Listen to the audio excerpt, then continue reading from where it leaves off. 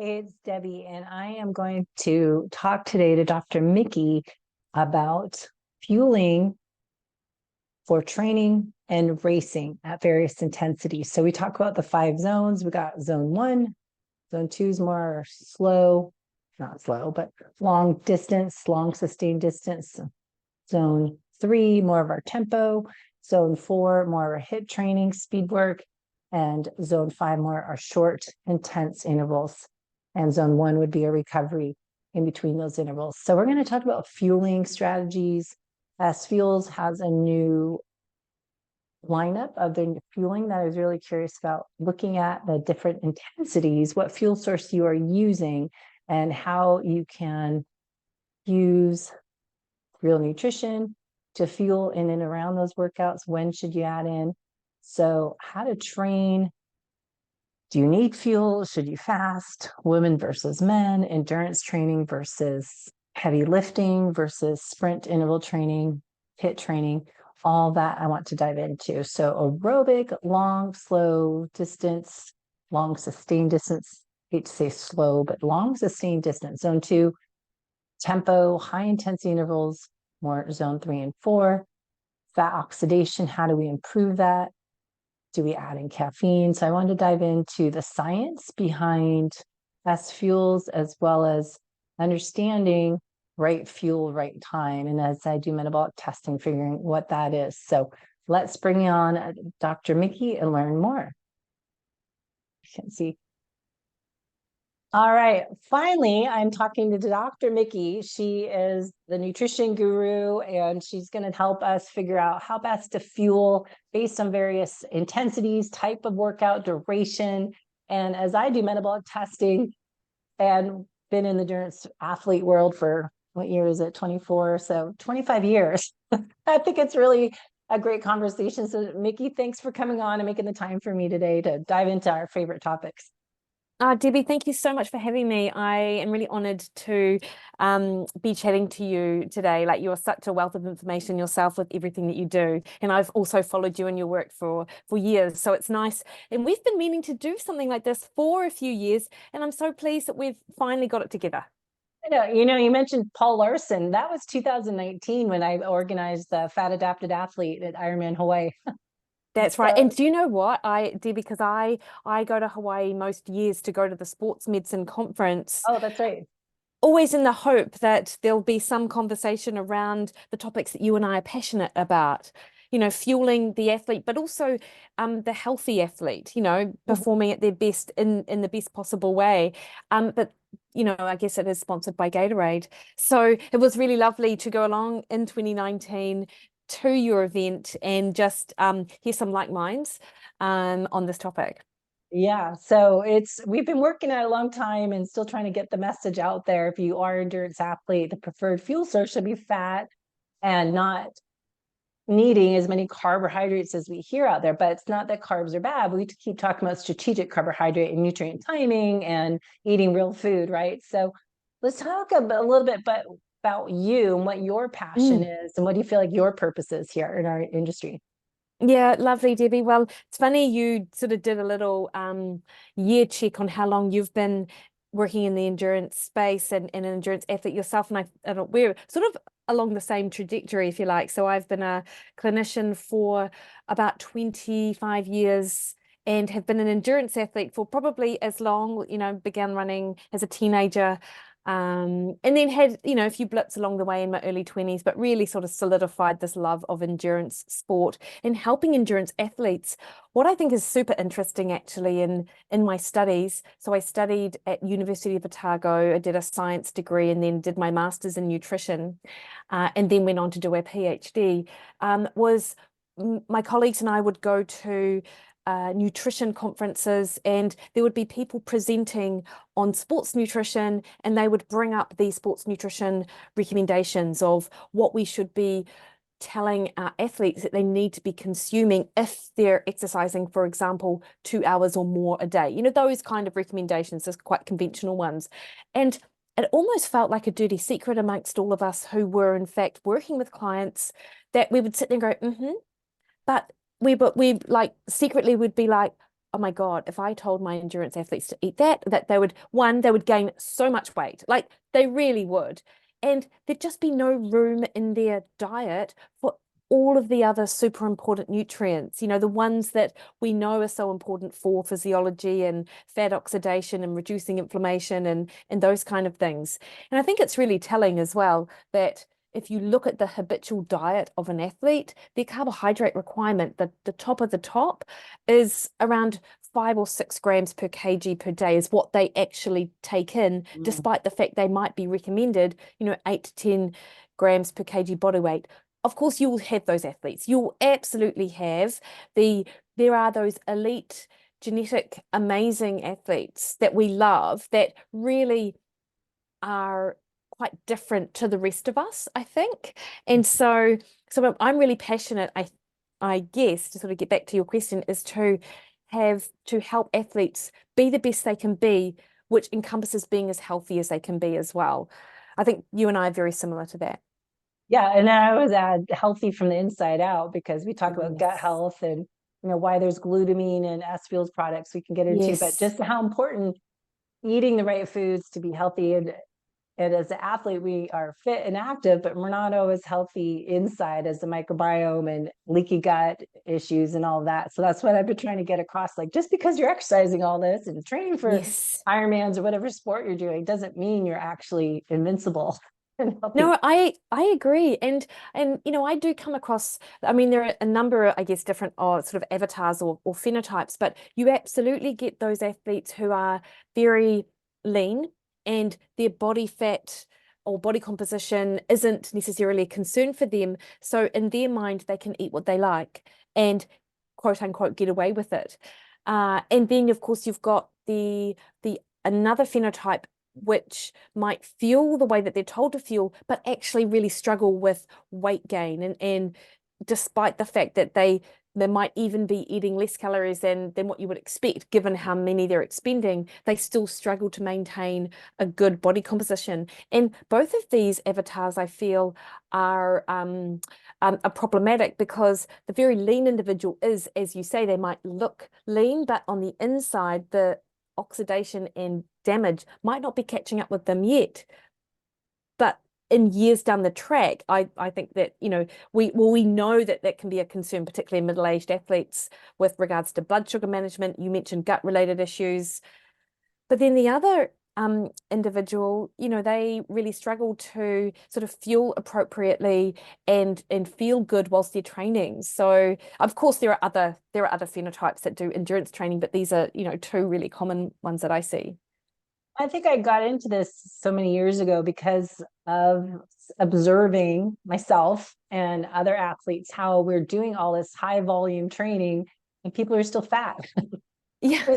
They are not losing weight. You think if it is, 3,500 calories loss equals 1 pound loss, that we would all be just svelte and lean and really not struggling with weight. But I found years ago that so many people were training, but we're not changing your body composition and we're not actually losing weight. And a lot of people are heavier athletes, not, criticizing, but it's just they're trying to do all the right things, but they can't figure out what to do. And that's why I try to help people on this podcast to figure out, okay, you're trying to eat right, whatever right is. You're trying to do maybe fasted workouts and maybe they're backfiring. Maybe you are trying to do more training and you're still struggling with your weight. And so I guess that's a good way to start into the conversation of people that are training for endurance events. How should they fuel without, how should we train and fuel to improve our fat oxidation?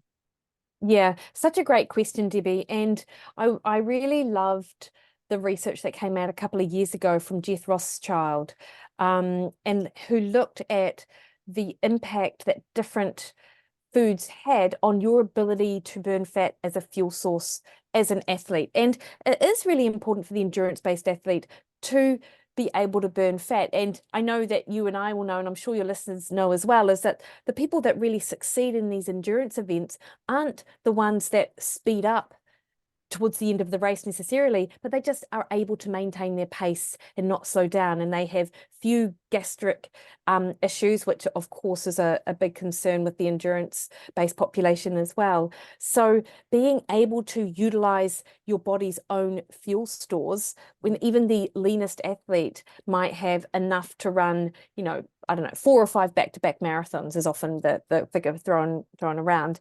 But being able to tap into that is another story. So as an endurance athlete, you want to make the most of sessions which are lower intensity, that you can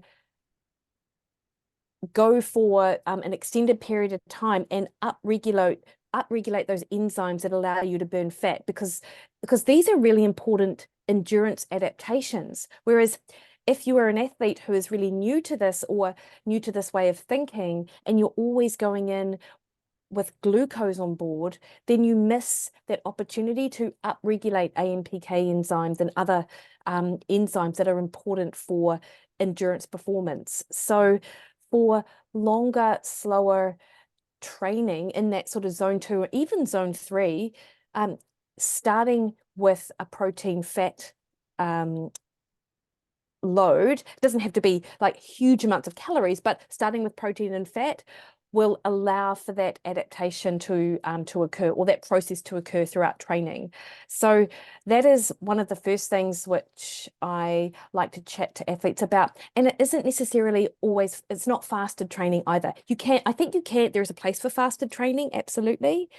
But I think as an athlete, we do run the risk of not being able to get in enough of the protein we need across a day. If we're spending hours out on the bike, for example, actually getting in the calories that we still need can be pretty difficult. But I think it's either utilizing some fasted training, but with those longer sessions, using protein and fat pre-training to allow for that adaptation to occur. And what I would also, and I know you haven't asked about during nutrition throughout these sessions, but I might as well just go into that, since I'm on the topic.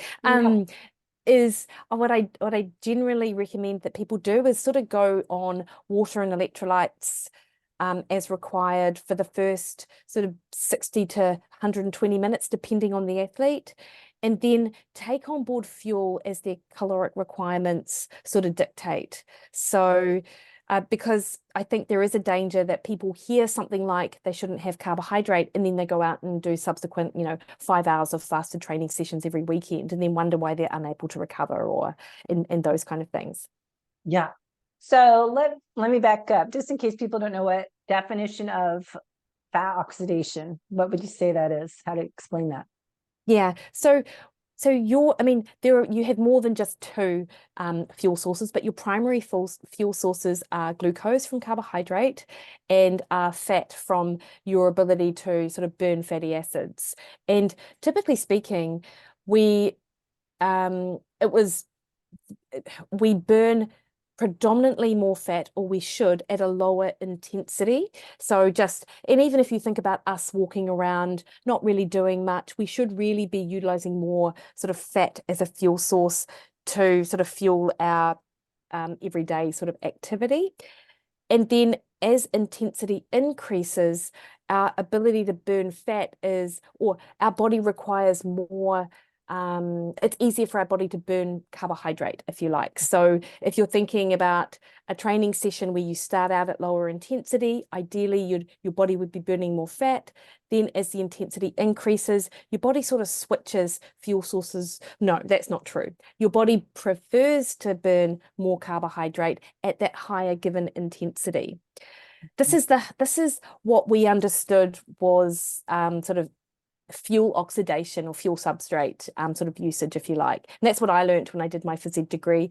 But Debbie, things change as well. So more recent research shows that athletes who have better fat oxidation pathways, who are better at burning fat, can actually burn a lot more fat at those higher intensities than what we used to think. So we used to sort of think that at about sort of 60% or a little bit above VO2 max, our body would just prefer to burn more carbohydrate. Whereas athletes that are better fat adapted, now we know that they can burn more fat up to about 85% of their VO2 max.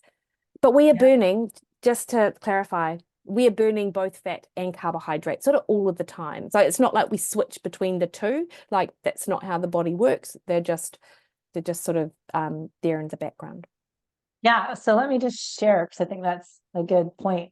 I share my screen for people watching the video, but this is a metabolic test that I just recently did. And just to give an example of fuel source that you can see, well, this dip here is because he tied their shoe, but just how the gold color is fat and then carbohydrates, but how you're burning, it's not that you're not burning any carbohydrates, as you're saying, right? So you're burning, and then at some point we have this metabolic crossover point that I had, where is it? This is just an article. There you go. Your IQ, but this is a great example of right fuel, right time, and training that fat oxidation rate, percentage of fat and carbohydrate, but how you are burning some carbohydrate, some fat. And this is how, when I do testing, how we figure out your metabolic zones, your training zones. So zone 2 is your, in Pinoy that I use, it would be your peak fat burning. So where is this person burning the most amount of fat? And where is their metabolic crossover point? And that would be their zone 2, and zone 5 would be towards their peak. So we figure out based on their breath frequencies what fuel source they probably are using. And you can see here their purple is a carbohydrate. So is that, what do you do for testing to figure out people? Because their zone 2 is such a big thing. Everyone's talking about zone 2 and zone 4, zone 5. Do you suggest testing to figure out what exactly it is and figure out their fuel sourcing from there, the nutrition? Yeah, if people have access to a laboratory or a clinic where they're able to do it, then that's awesome. And they have the resources to test. I absolutely do. I do think a good field test is, can you just go out and run fasted or ride fasted for, 2+ hours, or if it's riding, sort of 3+ hours, and maintain, a consistent heart rate and not feel like you're quote unquote bonking. Like, that is quite a good field test for people. I also think, Debbie, it's worth, people who listen to your show will probably know this, but people assume that as humans we are metabolically flexible. We're born metabolically flexible, is what I've heard people say. So we don't need to worry about our ability to burn fat.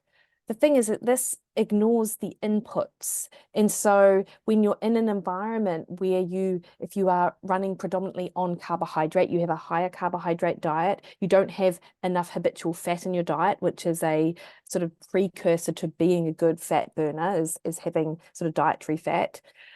If you are highly stressed, if you are you're sort of under recovered, all of these things impact on your ability to burn fat and can suppress fat oxidation. And when I was working at AUT University, we would get endurance athletes in the lab and we would test their metabolic efficiency, and we would see that right from the get-go, even at low intensities, they were sugar burners. So they had very little ability to burn fat. And as you'll know with your athletes, and of course yourself, you can absolutely train that to sort of switch and be a much better fat burner. But I just, I think that when you hear someone say that, we are born metabolically flexible, they just haven't really addressed those inputs, which really impact on that for the individual. So do you find, because I've seen this with some tests, that some people just they don't burn fat very well. They're really inefficient, but they're also, some people have had lean athletes that are doing that. And then I look at metabolic health markers, look at their insulin, look at their thyroid panel, but look at their blood sugar panel markers and see any correlation, but also look at, what are you eating all day? Do you have to eat every 2 hours? And look at, putting all that together rather than just looking at this test itself. But we want to know more clues to help someone figure out how you can be metabolically efficient. And you're saying metabolically flexible, which means to you, what does that mean? Burning fat, switching to carbs, switching back and forth? Yeah, the ability to switch between both. Like, I feel like it's almost the pathway seems for people who are sort of just sugar burners. We're like, right, let's get you metabolically efficient, so you're able to burn fat, and let's then work on flexibility. So ultimately, you want to be able to burn both carbohydrate and fat as required. And I think this is important even for the insulin sensitive athlete, the athlete that has really good health markers, you know, because I'm not just thinking about the athlete in front of me, I'm thinking about their future sort of career and their ability to stay in the sport that they love for decades, you know, and I feel like that's a really important piece of being an athlete as well. So, and I can see you're on the same page with that. Yeah, for sure. I think it's what you're doing now. What I keep saying in every show is that as I get older, and I'm 52 somehow now, that I'm looking at my parents, my dad passed away, and after 80, what happens? And I'm reading research on oxidative stress and all this stuff on exercise, but a lot of the positive parts of exercise that we read about, the positive benefits, are moderate exercise, 45 minutes, not this excessive exercise that is that Goldilocks effect. Here's the right dose of exercise, sedentary, and then there's us over here. Yes. Doing a lot that we have to like fine tune everything, but and that's why the micronutrients are so important as well, Debbie. Like we have these conversations about fat and carbohydrate, and of course is absolutely key, but it's the micronutrients which are so important to help reduce inflammation, to help sort of sequester and reduce those free radicals that are created by the oxidative stress and damage. So diet quality is so important for the athlete. Yeah, so let's dive into organize this, the 5 zones that we talk about, and you're working with S fuels. What fuel source are we using during exercise? And then let's figure out nutrition outside of exercise to help us do that. And then we'll get into how to fuel during exercise. So what are the fuel sources in the different intensity zones that we're talking about, those 5 zones that you talk about? Yeah, nice one. So zone 2, which is sort of your classic aerobic base, right? And as an athlete, we require that really robust aerobic base that we can go for hours and hours, essentially. And that also requires us to be efficient fat burners too, because as I said earlier, you know, we have thousands of calories that we can utilize as a fuel source if only we're able to sort of tap into them. So at S Fuels, we've got our Zone 2 product. It doesn't use any sugar or carbohydrate because it really wants to enhance that fat, that ability to burn fat. So it's got what we call our extended substrate in it. So it's got a fusion of select medium chain triglyceride fatty acids, which we can go into in a minute, and glutamine as a fuel substrate. Now, I'm sure you and your listeners are familiar with MCTs, Debbie? Yeah, we'll give a little review if people are newer. They might not know, since that was 10 years ago, the conversation I was talking about it. Yeah, sure thing. So medium chain triglycerides are a type of fatty acid which are short-chained fatty acids, if you like, or MCT medium, actually, not short. That's probably a better description. But essentially, their unique properties is that they are unable to be stored in the body. So they're actually a ready available fuel source. And the ones that the S Fuels extended substrate has in it is there are a range of different MCTs from sort of C8 to C12, and we've got C8 and C10. So these are 2 types of MCTs, and they are caprylic acid C8 and decanoic acid C10, which don't require a lot of time being processed in the liver, which means that they're quick to be utilized as a fuel source. And so they're easy to absorb, and they do provide sort of efficient energy in the absence of any sort of glucose. So that's why we've got those MCTs in there. And we also know as well that MCTs help enhance the body's ability to produce ketones and burn fat itself. So not only are you getting some fuel obviously from the extended substrate, it's actually enhancing your body's ability to utilize fat itself and start sort of really honing in on those fat oxidation pathways.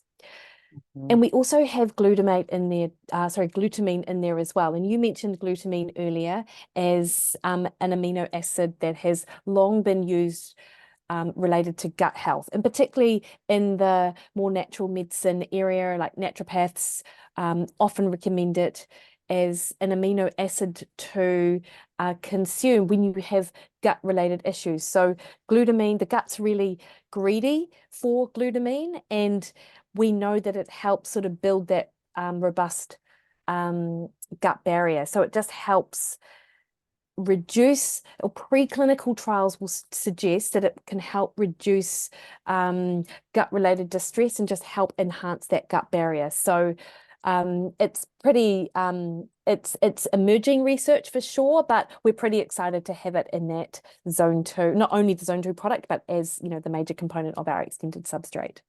Have you ever dove into leaky gut with athletes of the why, how part of it and Yeah, a research? bit. Yeah. Yeah. And it's super interesting because, you know, I think is the stat something like 86% of endurance athletes will experience GI issues. But of course, Mhm. what you're referring to is that much more sort of inflamed gut where they have, Inflamed. yeah, Mhm. gut related issues both in training and out of training. Because training itself impacts on intestinal permeability of the gut. Yeah. And yeah, and a lot of the sort of overtraining, and that's a really good sign of overtraining too. So there are a lot of factors that go in, and fueling properly is definitely helpful for the athlete. Well, that's why I really love S fuels. And, you know, we're not trying to sell it so much as educate people today, but just how important it is to pick quality fuel sources to help your Mm. performance in training and racing. So again, you're working on your future self and not causing more damage than good, because obviously we said training, long distance isn't good all the time. You know, there's that Goldilocks effect of how much is a great dose of exercise, but the fueling and the stuff we put on our body, excess sugar. So going back to the fuel sources used, where you said we're burning Yes. some carbohydrates, let's kind of go into strategic carb timing. And I know Dr. Dan Plews talking in the Endure IQ program of timing that carbohydrate, not having carbs before you work out. So if we can talk anything about pre-workout, the meal before, during, you know, he talks a lot about, you know, adding in a little bit of carbs during that workout at various intensities. Yeah, nice. So Like, if we're thinking about pre-exercise. so Oh, this, hello? Oh yeah, yeah, can you see this chart? yeah. Does that kind of what, I always think Great. this is beneficial to explain. I don't know if you want to touch this now, but Yeah, no, look, absolutely. So as you know, we talked a little bit about the sort of building fat oxidation pathways earlier. And so for that sort of zone 2 based training in those extended sessions, having protein and fat before a training session, and it's really individual as to how, I mean, clinically speaking, like how soon an athlete can eat and then go out and train. You know, I've got yeah, athletes who can eat, you know, half an hour. I'm one of these people. I can eat half an hour, 45 minutes before, and then go out. Not a lot of food, but might have like an S Fuels Life bar, or I might have a protein bar or a protein shake, depending on sort of what I feel like. And then I can go out and do like, I don't know, a 2-hour run at a reasonable intensity and feel good. But then I also have athletes who can't consume anything sort of 4 hours before a run. So for them, it's a little bit more challenging. But regardless of what you do, I think for the lower intensity, long endurance, I think starting with the protein and or fat is a really good base to then build on that fat oxidation throughout that session. would that be going back to why? I always think why can't you Yeah. eat 4 hours beforehand? Is it because they have digestion issues? Yeah, basically. Mm. Yeah. Yeah. And yeah, and so that's like there are, I mean, I also have athletes who can't eat anything that like in the morning before they train, and they have to train in the morning before work or before other sort of life gets in the way, if you like. So for those athletes, we just make sure that they are well fueled from dinner the night before, and Mm. then that they get in that post exercise fueling immediately sort of post session. And timing becomes a factor if you are compromised in one of those sort of areas. That's when timing is a factor. If you're not compromised, timing is less important, depending on exercise frequency and things like that. Now, what type of protein, if you're working out in the morning, easy to digest? Like, I'm not going to eat meat for me No, to no. digest it. So what would Yeah, you yeah. suggest, like pre-workout? Yeah. I generally think like a protein shake, if even just protein in water is super easy, or in unsweetened almond milk. Some people can actually like mix protein powder into like a low lactose, low sugar yogurt, which is still pretty absent of like, there are yogurts out there with very little carbohydrate in them. There are some that have the lactose, milk sugar, so you avoid them. But that's generally sort of my go-to, if you like. And of course, at S Fuels, we've got the S Fuels Life Bar. So that's, I really like that it sort of sits quite easily for some people. Yeah. So pre-workout, when we should think about eating beforehand versus a fasted workout, and then men versus women. If you listen to what Dr. Stacy Sims suggests for women, what have you learned? Anything in that area, or any ideas, thoughts on pre-workout if it's early? Yeah, nothing different from what I've already said. So Okay. yeah, because but like a female versus man, I guess, is my specific question. nothing different from what I've already said. Yeah, like there's what we've already discussed, the no, what I'll start with is that fueling, there's no difference between a woman's ability to digest food compared to a man's, and that is an individual factor. The time of, if they've got the time to fuel versus not time to fuel, getting a quick protein drink with water, like that's pretty easy to get, or making sure you're well fueled the night before, like that's not different for a man versus a woman. So what specifically do you have a question about with that? Because I might be able to answer it better. Women, I know I wasn't specific, but women versus men. I'll take this off, come back to that screen. But the women that as we get older, we need a little something to help oxidize more fat, versus men are better doing it fasted and just make sure you get enough through dinner. So that's always a big debate the last 5 years, I think, is fasted or fed workout. If I'm going to get up and go, it's 5:30 in the morning workout, am I going to, well, I guess to me, it's like, is it a zone 2 workout or is it HIIT training? Do I need some fuel to improve my performance? But do I need some fuel, is what I've heard her Stacy Sims say about, I need some carbs on board to help activate fat burning. Yeah, I don't know the science. I don't think that's what the science shows necessarily, about that we need carbs to burn fat. Like that, actually, I learned that when I was in nutrition. We used to think that fat burnt in a carbohydrate flame is what we said.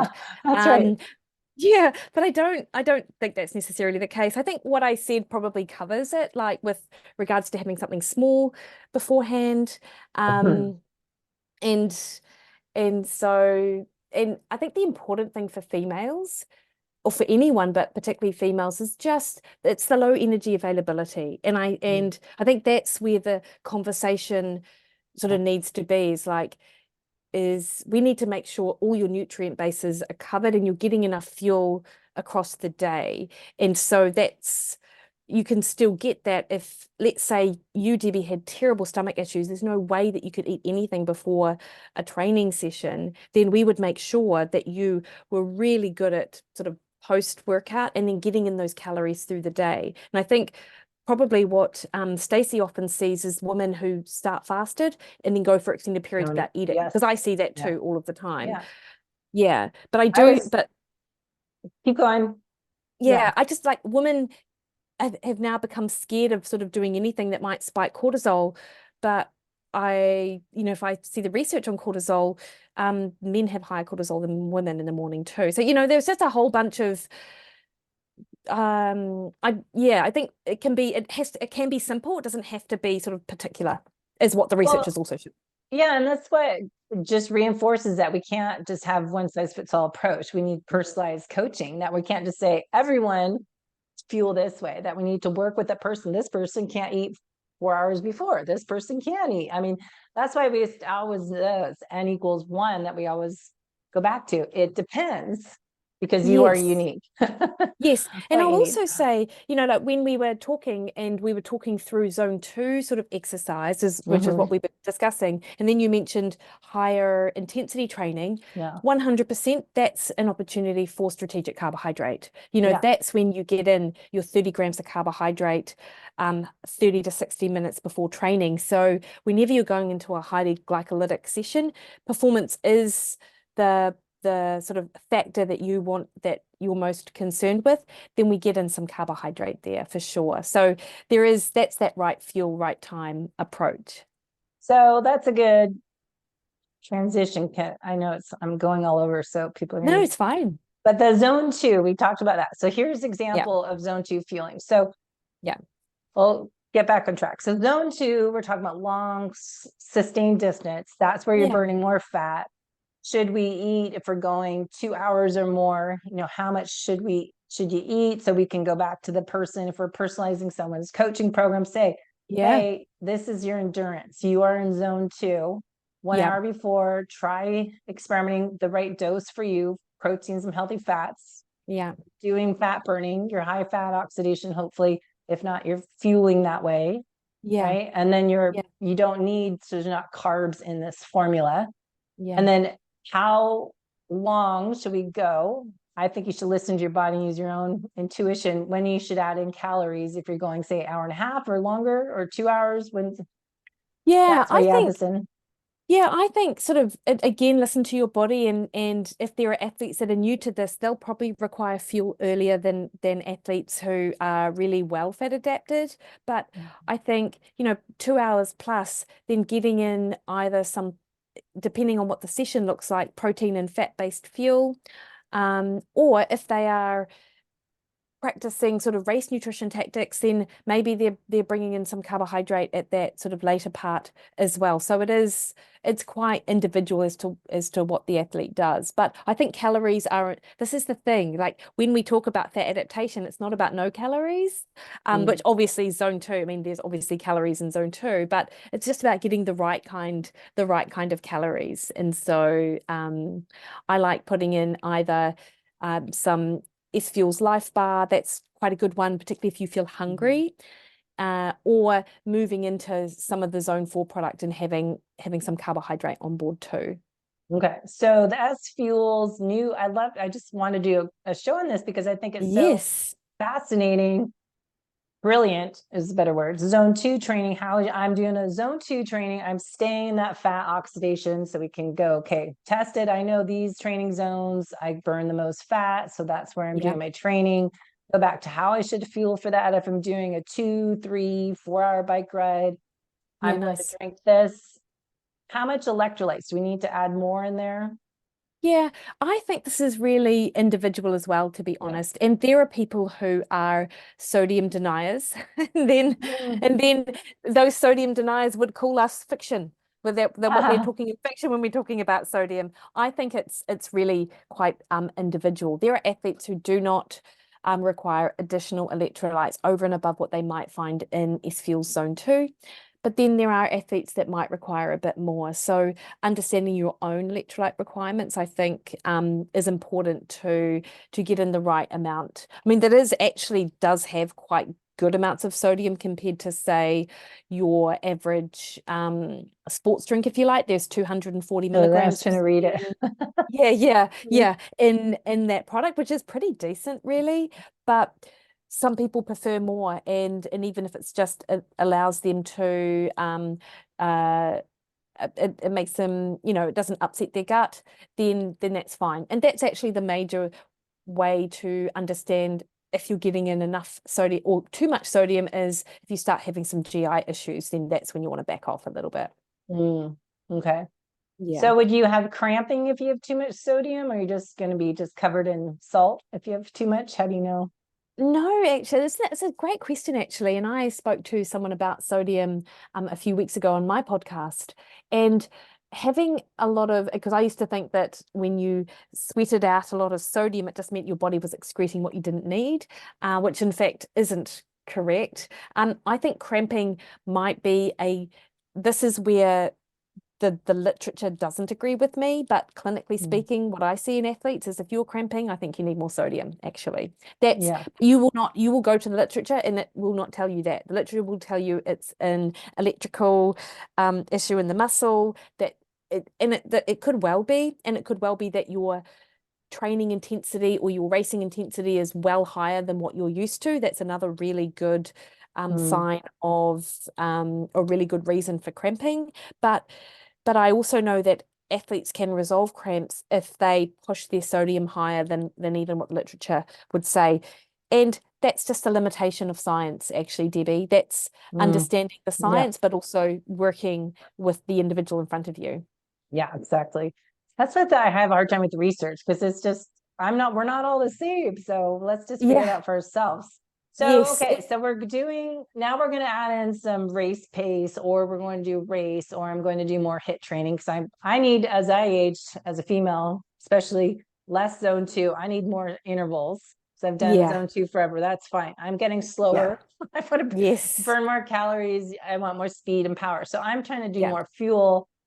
Training up here, but I need to fuel for it to improve performance. Or often if we're doing this without the right fuel on board, our performance may be lagging. So talk about this fuel in zone 4. What's going on in zone 4?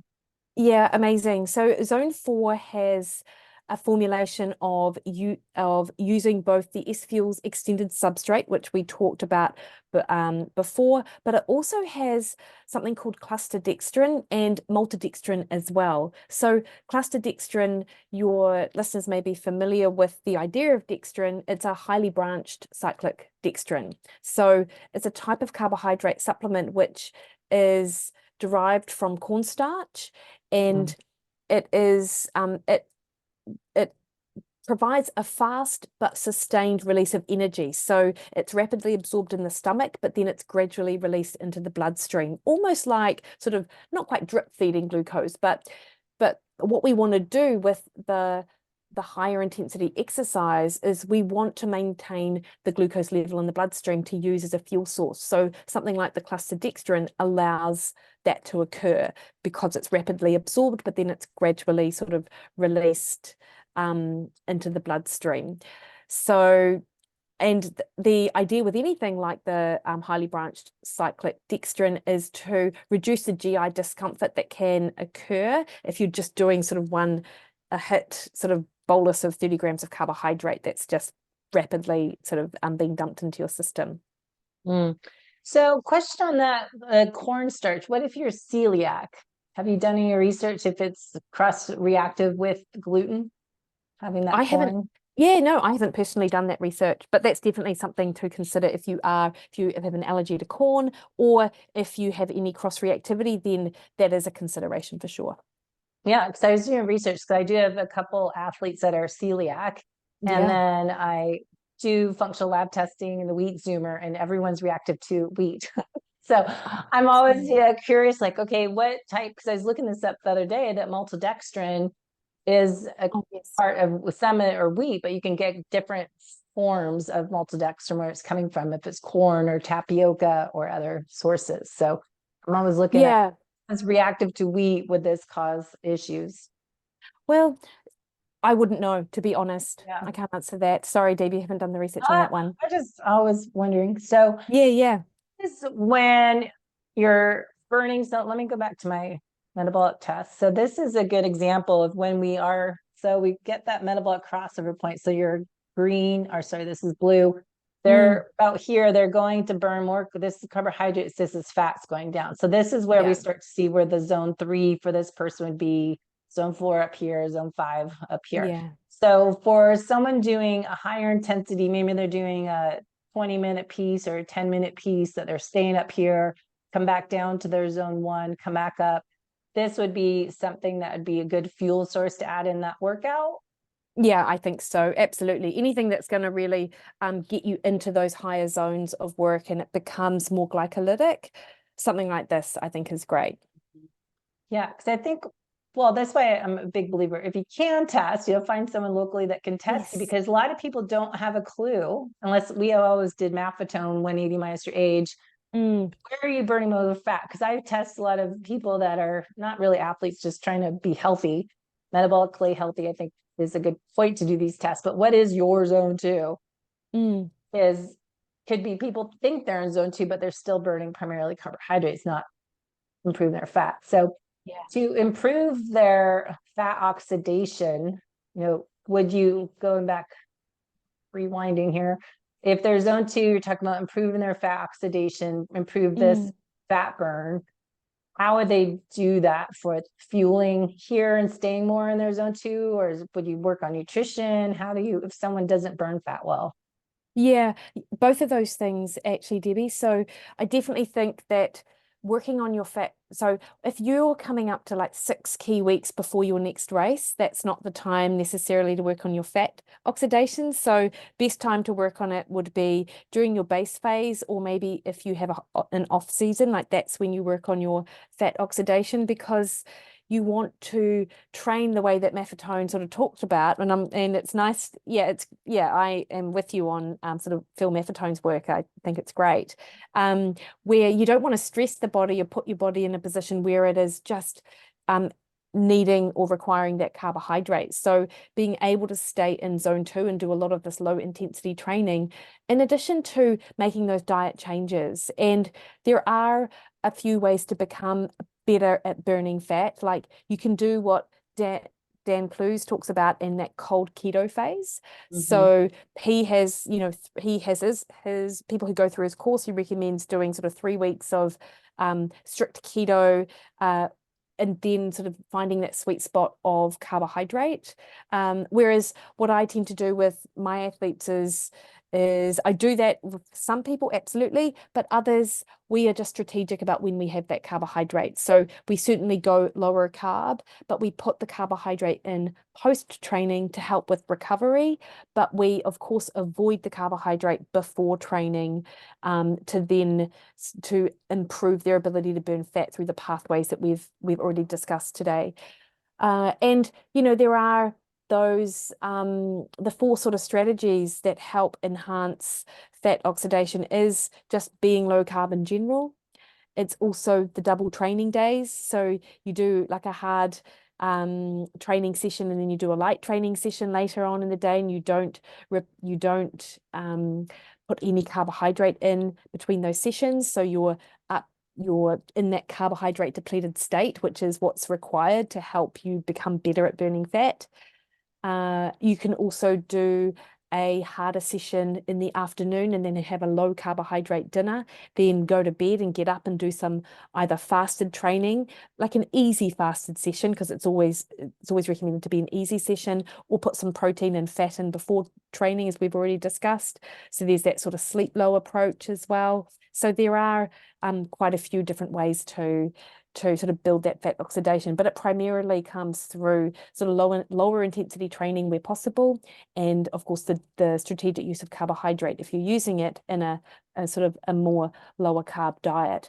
And you'll know this, and I'm sure your athletes will as well, is that low carb for an athlete looks quite different from low carb on social media, where you see people having, net 20 grams of carbohydrate, and that's their carb intake. Like, an athlete can have 120, 130, 150 grams of carbs and still be relatively low carbohydrate, given the amount of work that they actually do.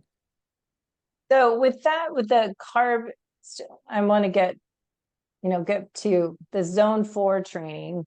And we talked about how you're switching to bring more carbohydrates. And then Dan Plews on his website has lots of good blogs of, how many carbs, because this is always a big debate, how many carbs do we need per hour, and how much you're saying not to have carbohydrates before workout, because it will blunt fat oxidation if you're doing zone 2 workout. But what if you're doing a HIIT training, you're timing in some of these carbohydrates to improve? Yeah, you do. And it all comes down to the goal of the session. So you almost can't look at a session as both improving fat oxidation and then working on VO2 max. Like, they are quite different goals. So it always is going to come down to the goal of the session. And then also, having a look at the overall your overall week. Like you can still, like if you have a couple of key sessions where you require carbohydrate to really push those performance parameters, then of course we put carbohydrate in beforehand, and we can support that session with carbohydrate, be it with zone 4 or zone 5, or we um,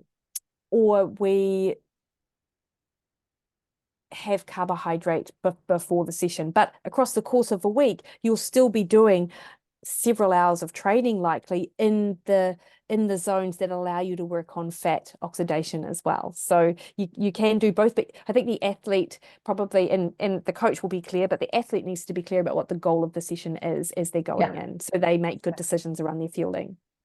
Yeah, that's where it gets that personalization. So we want the right fuel, right time. If we are going back to this chart, I always love to share with people. If we're doing, say, a VO2 max workout that is a 10 by 1 minute intervals, or it's doing a 4 by 4 workout that you're staying in that zone 4 minutes, recovery 4 minutes, zone 1, then you might want to look at some fueling that's going to be different, as carbs and protein before. Yeah. In 20, well, it says 4 to 24 hours. So that could be the night before dinner, you're saying. Yeah. And then 1 hour pre, which is, which depends the time of day you're working out. As we're saying 6 a.m. I don't want to eat anything. So maybe my coffee has some little something in it. But then during the workout, and then later, if it's a longer workout, which when you're doing these workouts, they shouldn't be long, right? Yeah, they shouldn't, but they might be something like you might have like an extended warm up and then you hit into that session, you know, so maybe that's what it looks like. I don't know. I'm not a coach. I forgot. I haven't done Ironman training for a while, but that's when you're doing, maybe you're doing your 5-hour ride and you're adding in race pace. Yeah. It could well be. Yeah. So on the zone 4 workouts to zone 5, talk about these 2 different fuel sources. High intensity training, zone 5. What's the difference of zone 4 to zone 5? How do we time this? And the carbs, before I forget, and then I'll let you take over. The carbs, we were just talking about the carbohydrates during workout, not before, but was it, maybe touch on too, how much? Because I think Dan said in his program, Dan Plews, that not more than 60 grams of carb per hour. So think about, like, talk about all that, of what's the right amount. Yeah, and clinically speaking, I think for most age groupers, I think about 60 grams of carbohydrate, maybe a little bit more, maybe up to 70 is probably adequate and sufficient. To be honest, Debbie, when you're an athlete who has worked on their fat adaptation, who has really gotten good at burning fat, they shouldn't need any more than that, sort of 60 grams of carbohydrate an hour. And the difference between our zone 4 product and the zone 5 is zone 5 brings in fructose, whereas we've avoided fructose up until the zone 5 product, just because there is the potential for gut-related issues with fructose for athletes if you have it too often. And there is some preclinical suggestion that it may reduce or suppress fat oxidation, but that's very early stages research. So I'm not, you know, I just think that the gut related issues can be a real challenge for some athletes. But we do know that you can fuel with both glucose and fructose in those different pathways, and it provides another fuel source for the athlete. So it really is sort of building in those different fuel pathways for the athlete in that zone 5 product. Whereas the zone 4 product, you know, it has 30 grams of carbohydrate in it. It's great. The zone 5 comes with it, or has in it, I'm sorry, the sort of, it's got, I think, 58 grams of carbohydrate in a pouch or something like that.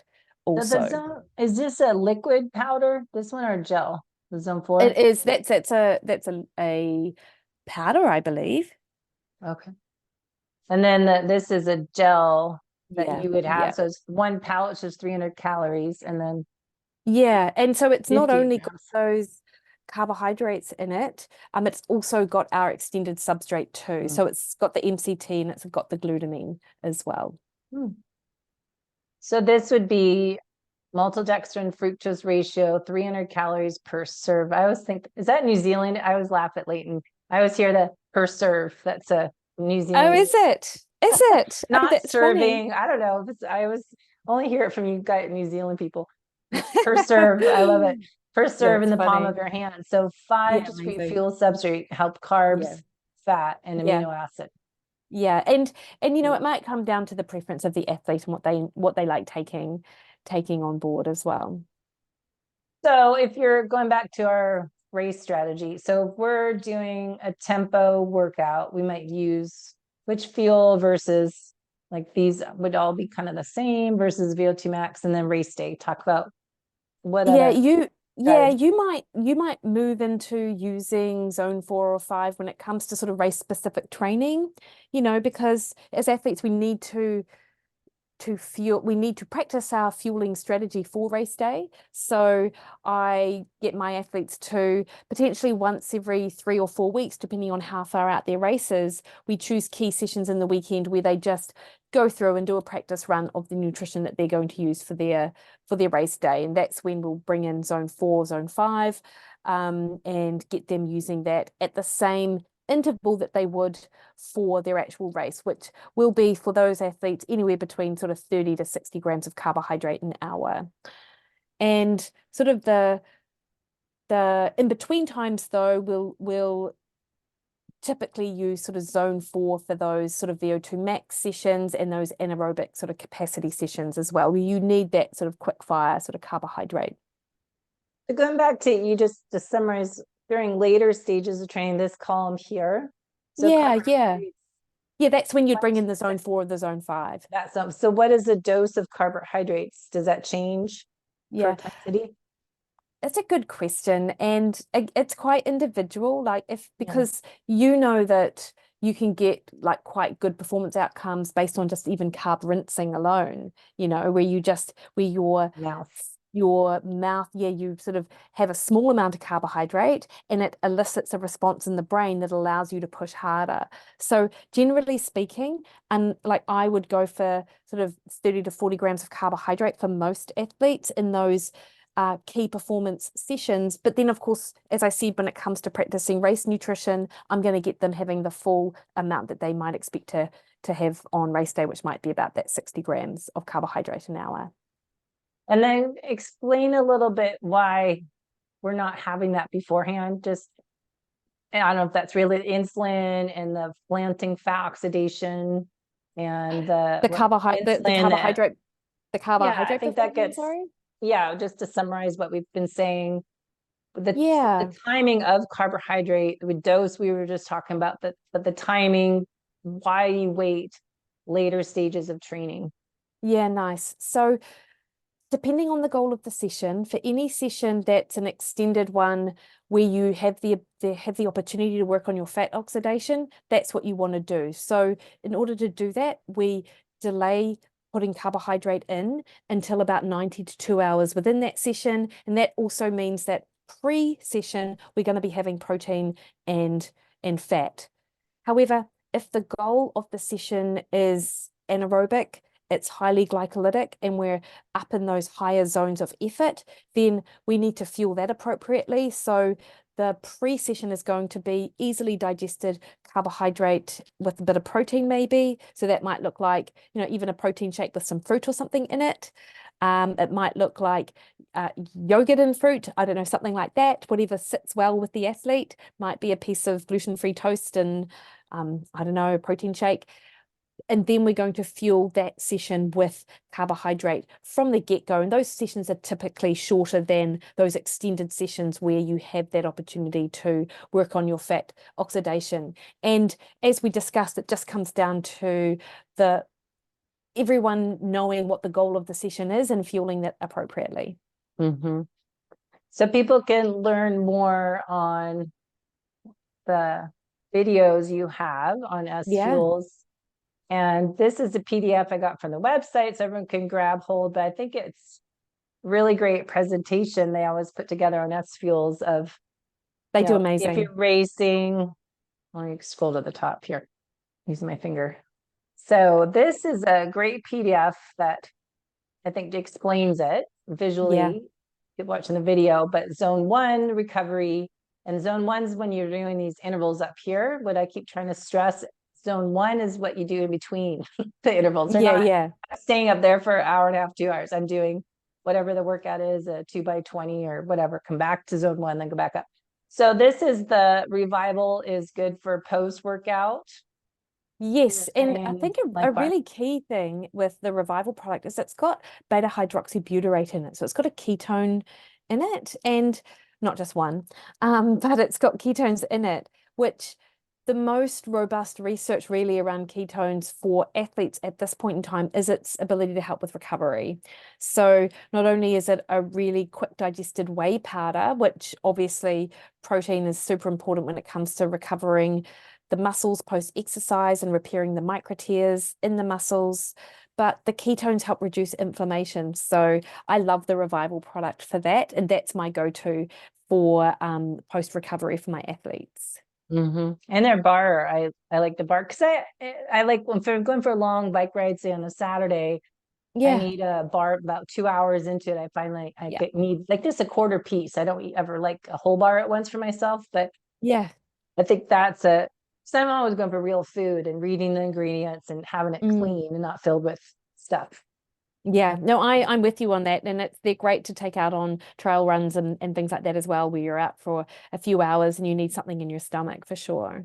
And then what's the role of amino acids in this? The amino acids is the glutamine you're speaking about. Yeah. That's promoted there. Okay, good. And post workout, we're talking protein. And I know they have a really good whey shake that Revival. we're just going over. Yeah. It's Revival. And then having that timing. Do you have any preferences on how long to wait? Because I hear different things. Women need to have it 30 minutes. Men can wait up to 3 hours. What's your research or suggestion? Yeah, Timing. yeah. There's no difference in, as I understand it, women versus men. And I think it always comes down to energy availability, opportunity to eat. One thing though is if you are an athlete that has that struggles with gut-related issues, sometimes actually waiting a little bit longer to put anything in your system is actually like a really good idea, because after during exercise, your gut basically is not interested in, well, your body's not interested in helping with digestion. Like your Yeah. blood flow is going to your muscles. Sympathetic. Yeah, totally. So after exercise, you have all these sort of training metabolites and oxidative metabolites running around your system, these inflammatory molecules. And if you then have to, if your body then has to turn its attention to you sculling down, like, I don't know, something, you'll get that blood flow back through to the gut, and it might also include a lot of these inflammatory molecules as well. So sometimes it's better for someone who does have gut-related issues to wait until they are more parasympathetic. Yeah. So everything is sort of calmed down. And, Debbie, I think we, the science isn't set on sex-related differences with nutrition. I think the most important thing is for all athletes to listen to their bodies and Mm-hmm. also be really honest about what their bodies are telling them. And so, because there is I understand the frustration that a lot of experts in our field feel when they see women particularly just not fueling themselves. Yeah. And so we come up with these sex-related specifics, but actually there's not a lot of science to show that there's that much difference. But the difference comes down to the individual requirement for nutrition and just being really sensible about it and understanding your body's needs.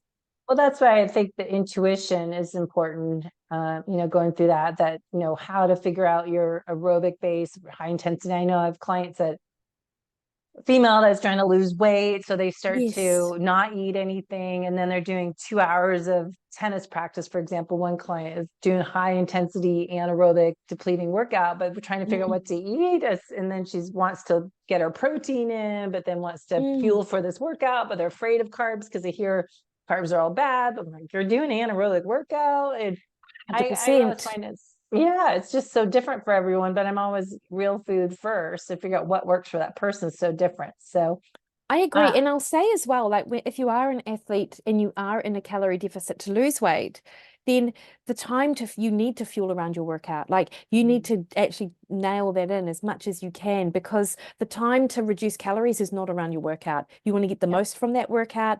You want to perform really well.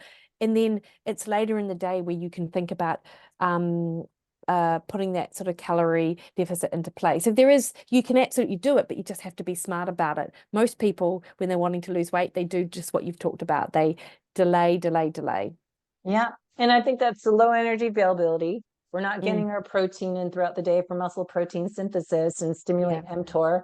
And then we get so carb phobic that I wasn't eating any potatoes because we're supposed to avoid starchy carbs. And then I was eating berries because it's going to spike my glucose up. But it's so funny what's evolved over, 50 years. And from my own journey, my own experimenting for my body based on my workouts and my age and hormones and all that, it's really, I think we need to individualize it, but not be afraid of carbohydrates that are coming from nature and fueling for your workouts as these different examples we showed at various intensities. If you want to improve performance, you may benefit from adding in these different fueling strategies. So I 100% agree. And you can just, as athletes, we just want to perform at our best for as long as we can and feel good doing it. And that's why the strategic fueling is so important. Yeah, I know I went over time on you. Sorry about that, but there's so much to talk about with you because we've just been in this for so long and there's so many great subjects to dive into. So anytime you want to come back on, we can continue. But amazing. We could spend, that sounds great, Debbie. We could probably spend an hour talking about protein. No, that's my big focus this year. Our last 4 years, I think, is we were so focused on low carb and keto and nutritional ketosis and burning fat that poor little protein got lost out in the conversation. Now it's all about, I need to hit 40, 50 grams of protein my first and last meal and put that throughout the day, but I'm working out and make it so complicated. So yeah, for sure, that'd be a great topic. Amazing, Debbie. Thank you so much for having me. I really appreciated it. Yeah, thanks for your time. Great info. And where can people learn more and listen to you? Yeah, amazing. So on social media, my handle is Mikki Williden, just my name. I have a podcast, much like yours, Debbie, called Mikkipedia, where I have experts on. I do little solo episodes as well, but it's all around health, nutrition, longevity. I'm a bit of a geek. I like getting nerdy people on as well. But a lot of it is related to the endurance athlete because I myself am an endurance athlete. I'm really passionate about having good information out there. Or my website, mikkywilliden.com. I didn't realize that was your podcast. I was just listening to it. And I was like, oh my God, I was just because I was researching, I forget what topic, but it came up on you. I was like, oh yeah, that's your podcast. It's a great podcast. Oh, amazing. Thank you, Debbie. I like the name too. It's cute. Thank you. So we'll put all that in the show notes. So we'll put all those links and then we'll do more videos and hopefully come back and talk about protein. That sounds fantastic, Debbie. You have the best day. You too.